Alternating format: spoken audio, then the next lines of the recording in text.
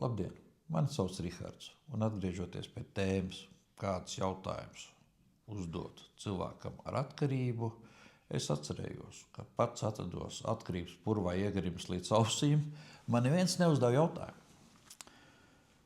Rihard, ko konkrēti tas alkohols tev dod? Konkrēti, ko tev tas dod? Es nezinu, vai tad es būtu varējis atbildēt uz to jautājumu, bet katrā ziņā, ja man to uzdotu bez moralizēšanas un nosodīšanas, es ļoti par to aizdomātos. Jo ir viena lieta, ka tu lieti alkoholu, tu iegūsi to baudu, to sajūtu, un tas sākās pļāgrošana, kur vairāk sajūtas un viss tas pazūda. Un tad nākās ļoti smaga maksa par to. Smagas paģiras, halucinācijas, delīrija un cits jautrs izklaides.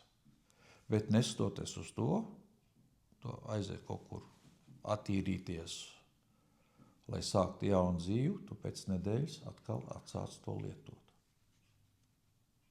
Ko konkrēti tas dod man?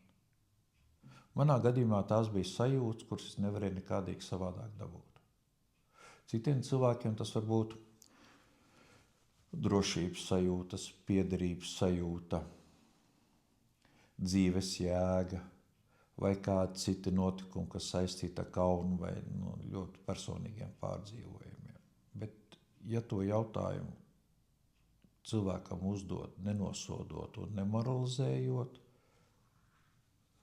vairums aizdomāsies par to kaut kādos brīžos. Un tas varētu būt viens no pirmajiem soliem uz citas dzīves pieredzes iegūšanas. Uz redzēšanos līdz nākamajai reizei.